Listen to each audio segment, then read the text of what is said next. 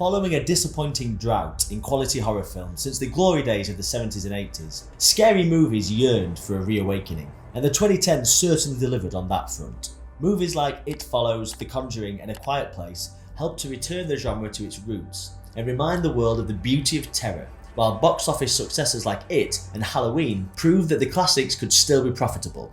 Then, seemingly out of nowhere, three names gained more and more prominence in the latter half of the decade: Jordan Peele, Robert Eggers and Ari Aster, each bringing a new voice to the genre with highly acclaimed debuts and successful follow-ups. These directors brought an unexpected resurgence to the serious horror film. It is safe to say that we have a new big three in horror filmmaking. So, here is our definitive ranking of the feature films of Peele, Eggers and Aster.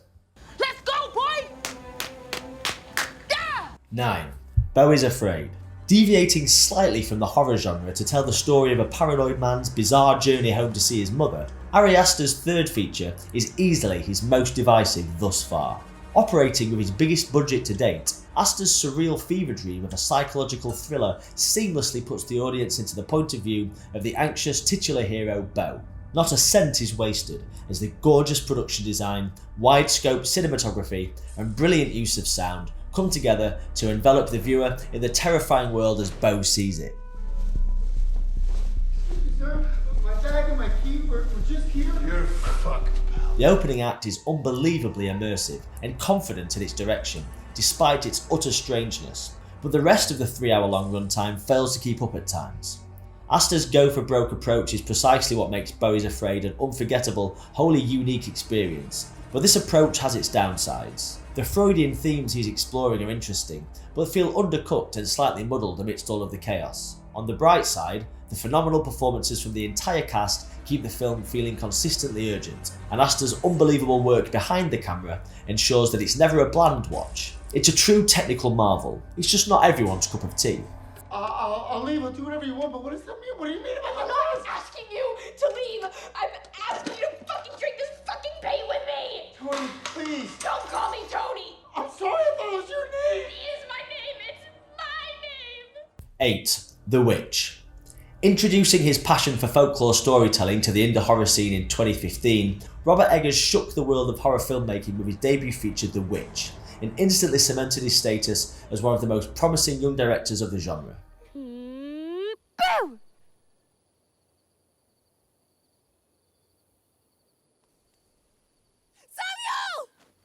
We follow a newly exiled family in 1600s New England and watch as their sanity is questioned by frequent strange occurrences, as they believe they are being stalked and punished by something deep in the woods. The authentic period piece aesthetic makes for a phenomenal time capsule, while the themes of forced religion and the restraints that come with being a young woman still ring true today, leading to one of the most satisfyingly twisted endings in modern horror. The acting all around is also magnificent, with Anya Taylor-Joy lighting up the screen, selling the escalating tension with every passing scene. You let mother be as thy master. You cannot bring the crops to yield. You cannot hunt. Is that truth enough? Enough. Thou canst do nothing save cut wood. Thanks! And you will not hear me! Showcasing his pristine direction skills and eye for eerie imagery right from the beginning, Robert Eggers takes the grim atmosphere of 1600 witchcraft paranoia and tells a slow-burning tale of feminist empowerment and freedom.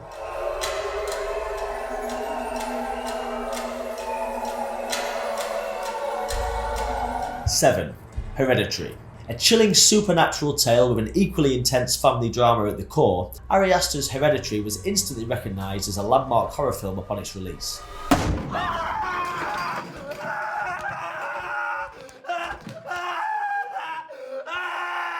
Aster's directorial debut tells the story of an everyday American family meticulously unravelled by their former ancestral ties to Satanism.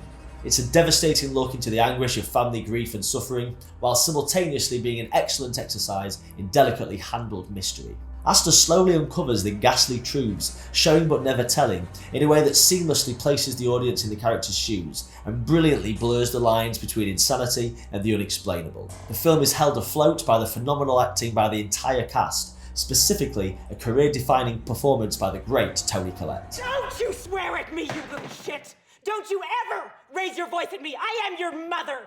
Ari Aster doesn't only deliver on the storytelling though, as Hereditary is also a feast for the eyes, with show-stopping cinematography, gruesome visuals, and some outstanding neo-gothic set design that make the narrative of the film all the more memorable. Effective psychological horror at its finest, this debut feature is everything one could want from such a deliciously visceral movie experience.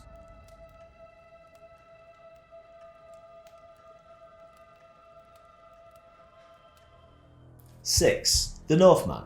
Taking a bold venture outside of his small-scale folk horror to put forth one of the finest historical epics in years, Robert Eggers solidifies himself as not only a master of fright, but a master of the period piece. Telling a simple tale of revenge with a grand vision on a large scale, The Northman is a bloody good time from a surprisingly restrained Eggers. Yes, there are strange hallucinations, odd rituals, a very naked Willem Dafoe, and some dashes of other weirdness, but overall, this gory exercise in retribution has got to be the auteur's most accessible film to date.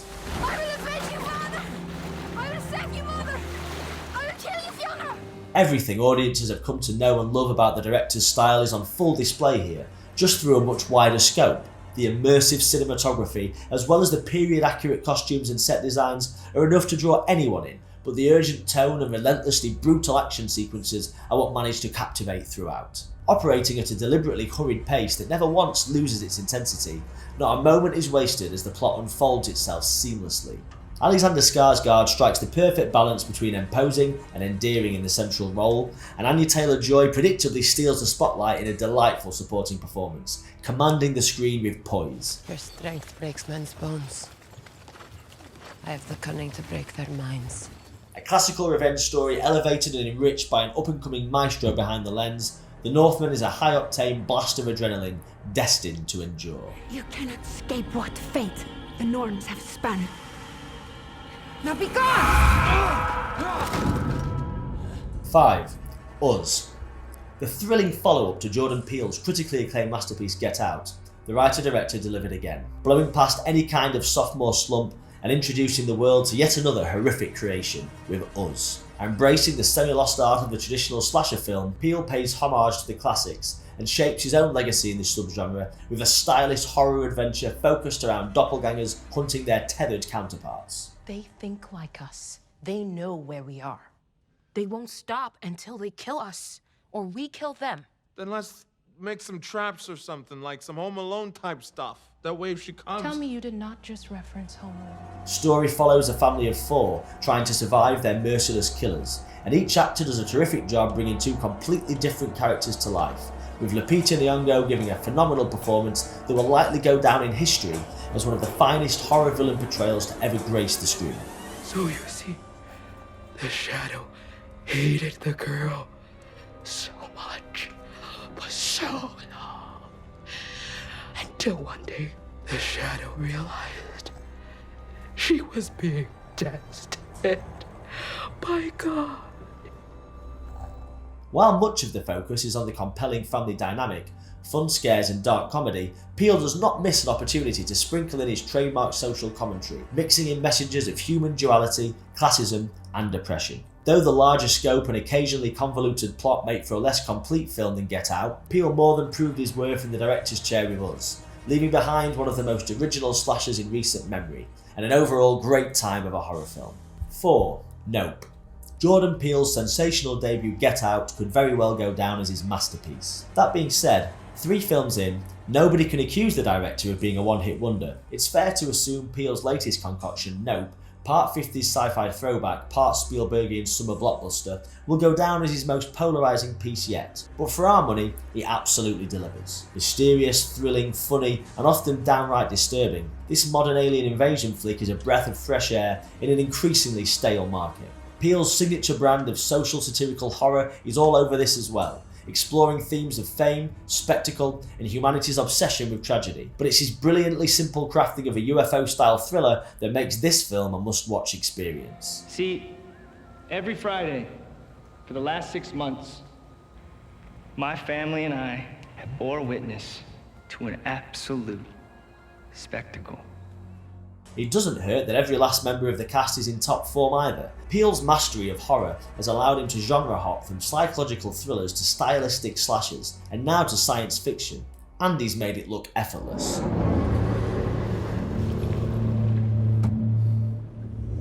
Nope. With Nope, Peele immerses through some stellar sound design, gorgeously sinister nighttime imagery, and a layered yet breezy narrative. Needless to say, the man has done it again. 3. Midsummer. Breathing new life into the daylight horror film, Ari Aster's sophomore effort Midsummer more than lived up to the hype, following his successful directorial debut. Once again showcasing his knack for fusing psychological horror with arthouse drama, Aster's brilliance behind the lens shines through in this pagan cult-centered tale. You are our May Queen. Me? Yes. Why? You won.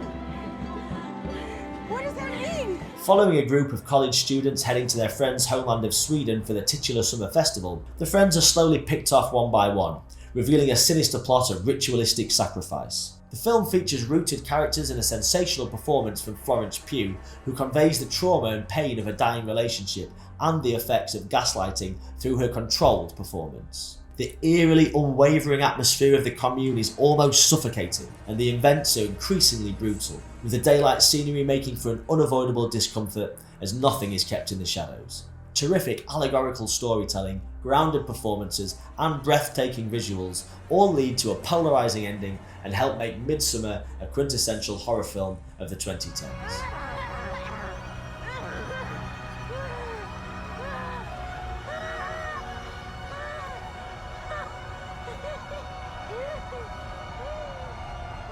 Two, The Lighthouse.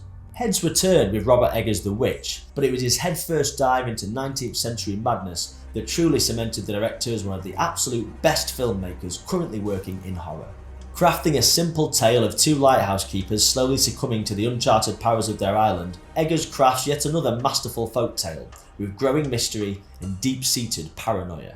Robert Pattinson's increasingly mad performance meshes with Willem Dafoe's crass, old sailor-tongued insanity, with enthralling chemistry that can go from endearing camaraderie to blatant hatred in a matter of seconds. That's what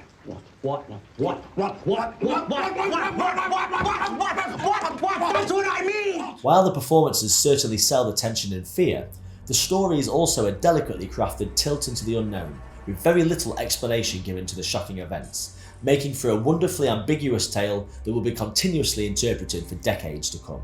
The eye-popping black and white visuals, gruesome practical effects, and immersive sound design all encompass the Lovecraftian hysteria of the film.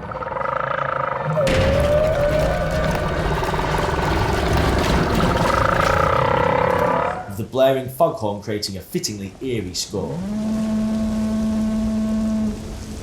This incomprehensible masterpiece of psychological horror with a touch of fantasy is without a doubt a true future classic, and one of the most daringly original horror films of the past few years.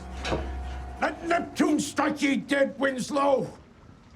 Hark! 1. Get Out. What can be said about Jordan Peele's Get Out that hasn't been said already? The definitive horror film of the 2010s simply has it all, with all of the characteristics of a timeless masterpiece. Stunning the audiences with a blend of horror and social commentary that has become synonymous with the director, Peele showed writing and directing chops that nobody could have expected, especially considering his comedic background.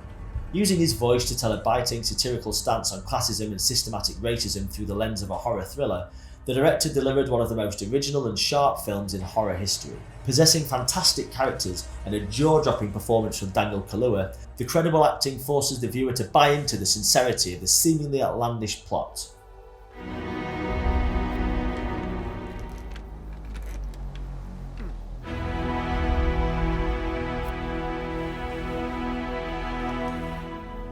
Peele's first time directing is every bit as refined and focused as the material demands, and lends some levity in tone to the contrastingly horrific themes and visuals. Showcasing stellar performances, mature filmmaking, and inventive storytelling, this remarkable debut is the true epitome of original filmmaking, which creates something unprecedented and everlasting in its genre. Where are those keys, Rose? You know I can't give you the keys, right, babe?